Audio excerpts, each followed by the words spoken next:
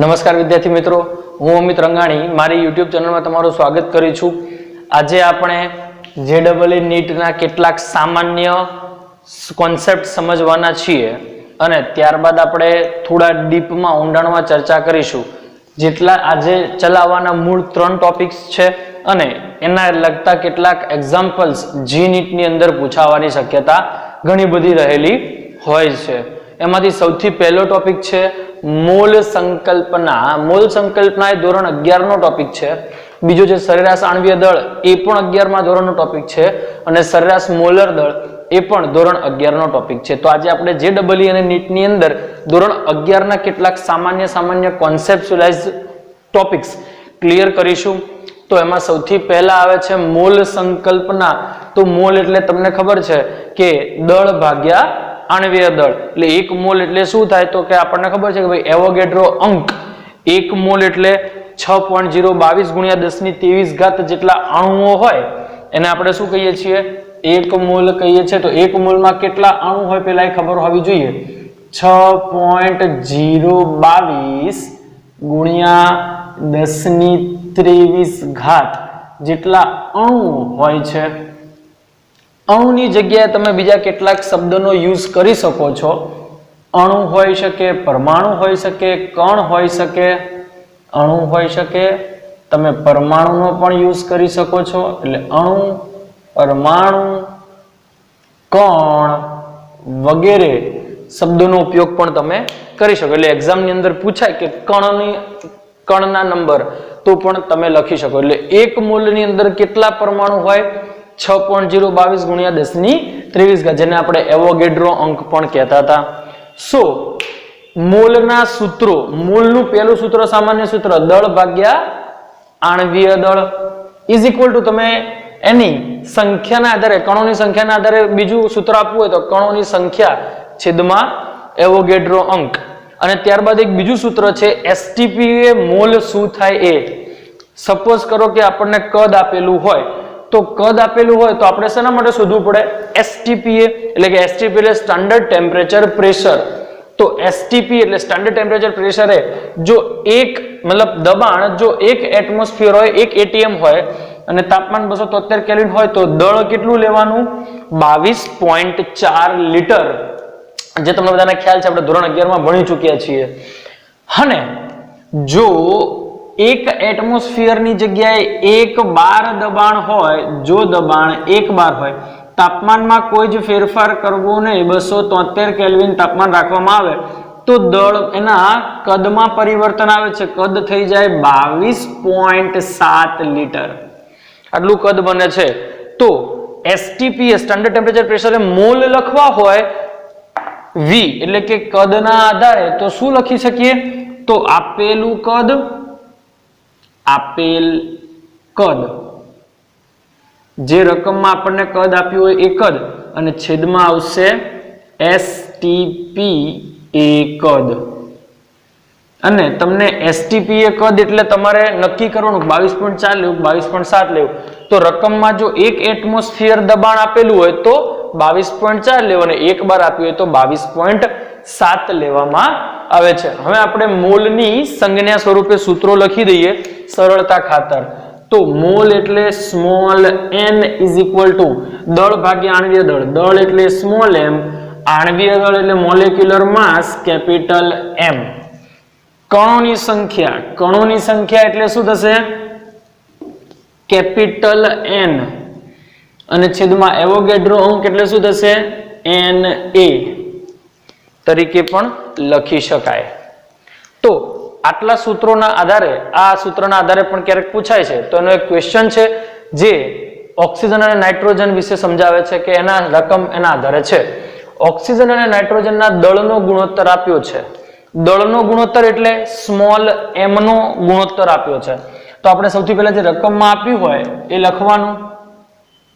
રકમમાં શું આપ્યું છે? સ્મોલ mo જેમ mn, પણ આપણે જેમની જગ્યાએ છેદમાં, અંશ છેદમાં લખીએ તો વધુ સારું રહેશે, કારણ કે ગુણોત્તરની સરળતાથી લખવા માટે તમે અંશ છેદમાં લખી શકો।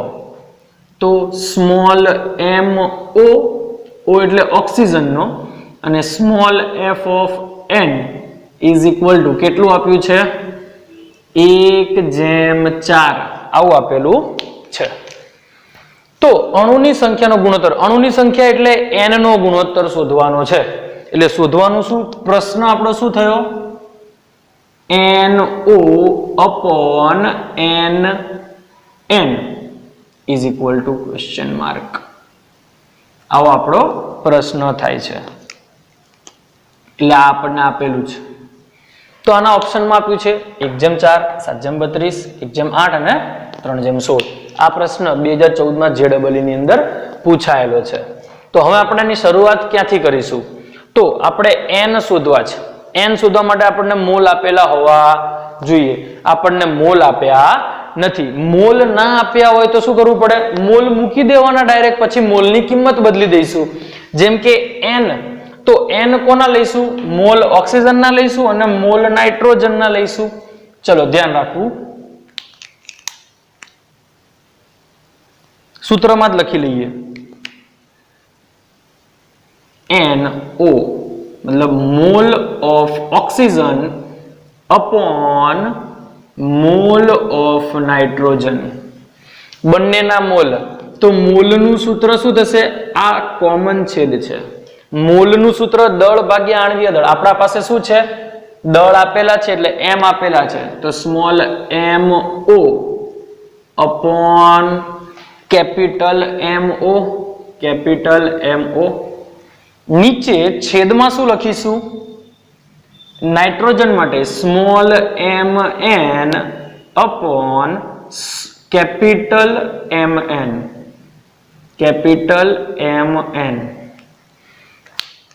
તો સામાન્ય રીતે જોવા જઈએ તો આ આખો અંશ છે અને અંશનો છેદ છેદમાં આવે, અંશનો છેદ છેદમાં જાય. એવી જ રીતે આ આખો છેદ છે અને આ mn છેદનો છેદ છે.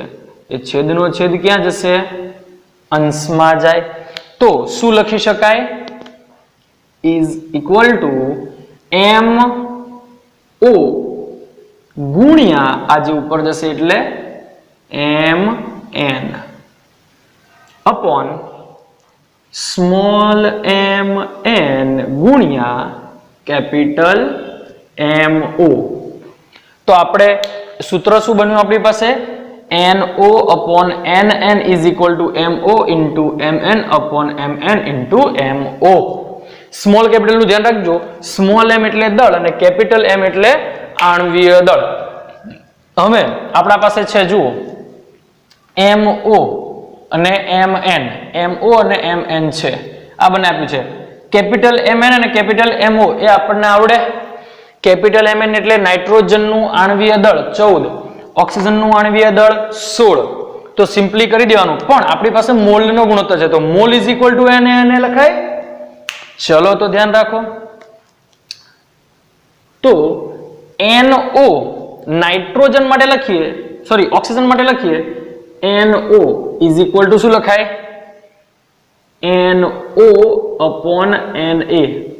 એવોગેડ્રો અંક કોઈ દિવસ બદલાશે નહીં. એવી જ રીતે નાઇટ્રોજન માટે લખીએ small nn is equal to capital NN upon Na. એટલે આ NN શું છે, number of nitrogen. Capital N એટલે કણોની સંખ્યા જે આપણે શોધવાની છે અને સ્મોલ n એટલે નાઇટ્રોજન. તો NO બરાબર આ મૂકો, NN બરાબર આ મૂકો.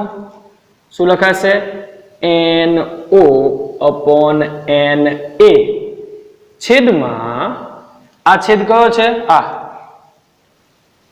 NN upon Na is equal to આ મૂકી શકો તમે MO ગુણ્યા MN MN ગુણ્યા MO. તો એવોગેડ્રો અંક Na છેદ છેદમાં ઉડી જશે. આની કિંમતો મૂકી દઈએ અને જવાબ NO upon Na માટે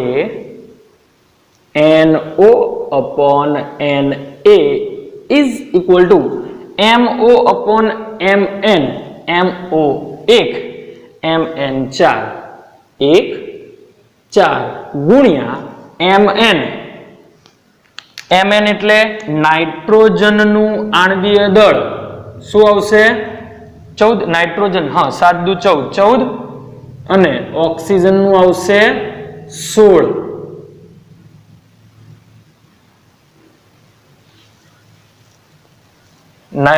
MN 4 અને 16 તો N is equal to 14 અને O is equal to 16 ભાગાકાર કરો છેદ ઉડતા હોય તો ઉડાડી દેવાના 7 દુ 14 2 દુ 4 તો આપણને જવાબ શું મળશે ઉપર ગુણાકાર નીચે ગુણાકાર 7 એકા 7 છેદમાં 16 દુ 32 તો આપણો જવાબ શું આવે 7/12 7/32 એટલે આપણો જવાબ બનશે 7/32 બી જવાબ સાચો આવે એટલે લખવું તો લખી શકાય NO જેમ NA is equal to 7/32 આપણો ફાઇનલ આન્સર છે એટલે આવા બીજા કેટલાક પ્રશ્નો પણ તમને પૂછી શકે ખાલી રકમ અને આંકડા બદલાય બાકી રીત આ જ આવે ત્યારબાદ સરેરાશ આણ્વીય દળ હવે આણ્વીય દળ સરેરાશ શોધવું ક્યારે પડે તો સરેરાશ આણ્વીય દળ શોધવા માટે સમસ્થાનિકો હોવા જોઈએ જો સમસ્થાનિક હોય તો જ સરેરાશ આણ્વીય દળ શોધવું પડે જેમ કે આપણને ખબર છે ક્લોરીન નું શું થાય 35.5 તો ક્લોરીનના બે સમસ્થાનિકો છે 35 અને 37 તો એવી જ રીતે આપણે એક દાખલો જોઈશું દાખલા આધારે છે આની કોઈ થિયરી બહુ લાંબી આવશે નહીં દાખલાના આધારે સમજીએ આવડી જશે બહુ જ ઈઝી છે Fe 54 કેટલા ટકા છે 5% Fe આયર્ન Fe 56 કેટલા ટકા 90% અને Fe 57 5% છે તો એમનો સરેરાશ આણ્વીય દળ શોધો આ ક્વેશ્ચન 2009 માં JEE ની અંદર પૂછાયેલો છે એના ઓપ્શન તમને આપેલા છે તો આપણે સિમ્પલ સરળતાથી દાખલો ગણી દઈએ કે ભાઈ સરેરાશ આણ્વીય દળ બરાબર સરેરાશ આણ્વીય દળ બરાબર કોઈ જ લાંબી પ્રોસેસ નથી જેટલું આણ્વીય દળ આપ્યું હોય એના ટકા લઈ લેવાના એના ટકા સાથે ગુણાકાર ફરીથી સમજજો Fe 54 ના 5% એટલે શું કરીશું 54 ગુણ્યા 5 54 ગુણ્યા 5 અને સરેરાશ એટલે સરવાળો પ્લસ બીજા છે 56 ગુણ્યા 90 તો બીજો આંકડો આવશે આપણા પાસે 56 ગુણ્યા 90 થોડું પાછળ લખી લઈએ અહીંયા સરળતારે લખવા માટે જગ્યાનો અભાવ ન પડે સરેરાશ આણ્વીય દળ બરાબર સરેરાશ આણ્વીય દળ બરાબર શું આવશે સૌથી પહેલા 54 ગુણ્યા 5 પ્લસ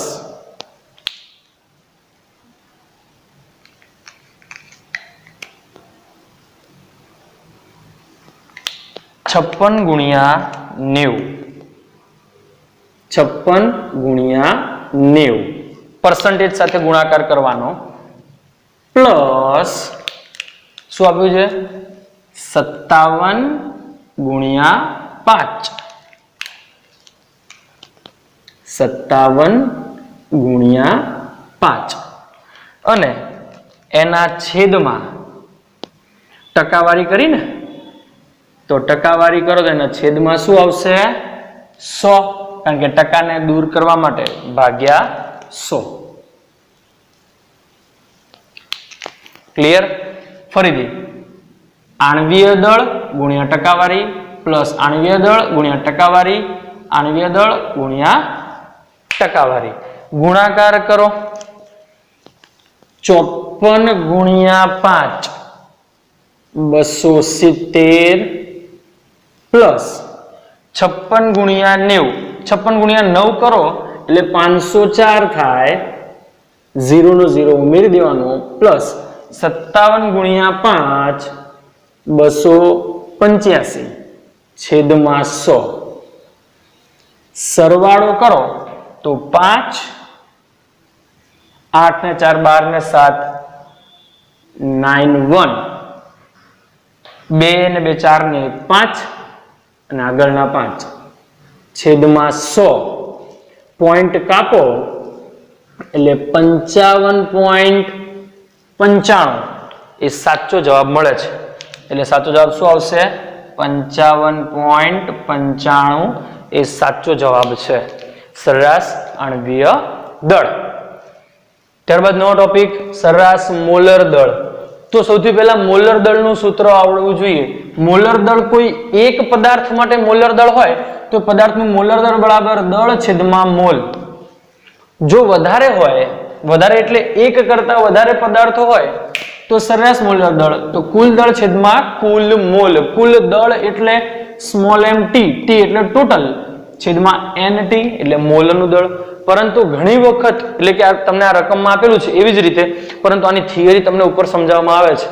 ધ્યાન રાખજો, જો દળ ન આપ્યું હોય તો શું કરવાનું? એટલે આપણને અહીંયા દળ આપ્યું છે ને, પરંતુ જો દળ ના આપ્યું હોય, આ સૂત્ર તો દળ આપેલું હોય તો આ સૂત્ર વાપરી શકો, પરંતુ જો દળ ના આપ્યું હોય તો શું કરવાનું? તો આપણને ખબર છે મોલનું સૂત્ર શું થાય? મોલનું n = દળ ભાગ્યા આણ્વીય દળ.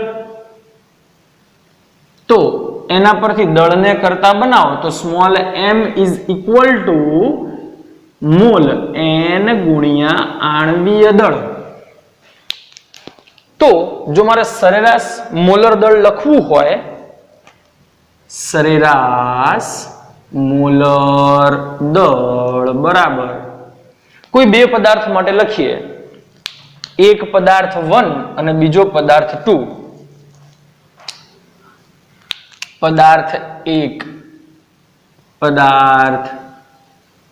1 માટે શું લખીશું? 1 અને પદાર્થ 2 માટે 2. પદાર્થ 1 માટે 1 લખીશું અને પદાર્થ 2 માટે 2 લખીશું. એ સરળતા રહે. 3 હોય તો 3 એઝ યોર વિશ, જેટલા રકમમાં આપ્યું હોય એટલું લખવાનું. તો મોલર દળ બરાબર સરેરાશ મોલર દળ બરાબર પહેલા પદાર્થ માટે શું આવશે? તો નોર્મલી તમારે લખવું હોય તો અહીંયા શું લખો તમે? m1 + m2 કુલ માટે લખવું હોય ને, કુલ દળ લખવું છે મારે, તો કુલ દળ માટે શું લખાય? તો પહેલાની સંજ્ઞા લખી નાખીએ કે small m total upon small n total. m total લખવું હોય તો m = શું લખાય? m1 + m2 નીચે n1 + n2. આ તો બે પદાર્થ હોય તો, બે થી વધારે હોય તો તમે 3 4 5 તમે તમારી રકમની અનુકૂળતાએ લખી શકીએ. સામાન્ય રીતે 2 જ હોય છે, ક્યારેક 3 આપી દે. તો સરેરાશ મોલર દળ જો દળ ના હોય તો શેની રીતે લખવાના? દળની જગ્યાએ મોલ ગુણ્યા આણ્વીય દળ લખવાનું. એટલે n1 m1 plus n2 m2 1 upon n1 plus n2. જો 3 હોય તો n3 m3 નીચે n3. આ સૂત્ર પ્રમાણે શોધી શકીએ. તો ચલો ધ્યાન રાખો, SO2 અને O2 નો મોલનો ગુણોત્તર આપ્યો છે અને 2:1 છે, તો સરેરાશ મોલર દળ શોધવાનું. તો સરેરાશ મોલર દળ માટે કુલ દળ અને મોલ આપ્યું છે. આમાં આપણને દળ આપ્યા નથી પણ શું આપ્યા છે? મોલ આપ્યા છે. તો મોલ ઉપરથી આપણે શું કરી શકીએ? આવી રીતે. દળ આપ્યું ના હોય તો આ સૂત્રનો ઉપયોગ કરીશું. આ સવાલ 2010 ની અંદર નેટમાં પૂછાયેલો ક્વેશ્ચન્સ છે.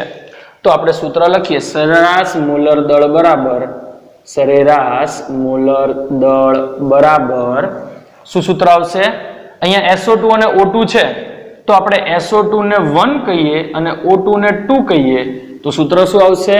n1 m1 plus n2 m2 upon n1 plus n2. તો કિંમત મૂકીએ. n1 કેટલા છે? 2 ગુણ્યા M1 એટલે SO2 નું મોલેક્યુલર માસ, તો SO2 સલ્ફર એનું 32 પ્લસ O2 એક ઓક્સિજન નું 16 બે ઓક્સિજન નું 32 તો કેટલું થશે 64 અને O2 નું કેટલું આવી જશે 32 આવશે. તો કિંમત મૂકો જોડે જોડે N1 2 M1 64 પ્લસ N1 1 ગુણ્યા 32 અપોન 2 પ્લસ 1 તો ગુણાકાર સરવાળો કરો 64 દુ 4 દુ 8 6 દુ 12 પ્લસ 32 32 અપોન 2 ને 1 3 તો 128 પ્લસ 32 150 અપોન 3 જવાબ આવશે 50. તો આપણો સાચો આન્સર શું છે એ 50 એ આપણો સાચો આન્સર મળે છે. તો આમ આપણે સામાન્ય સમજ 11મા ધોરણના કેટલાક પૂછાવા લાયક પ્રશ્નો છે જે આપણે સોલ્વ આઉટ કર્યા. અને એવું નથી કે આ જ પ્રશ્ન પૂછાય, આવા પ્રકારના પ્રશ્નો તમને JEE નીટની અંદર પૂછી શકે છે. અને આની આગળ આપણે આવા જ નવા કેટલાક ટોપિકોની ચર્ચા કરતા રહીશું.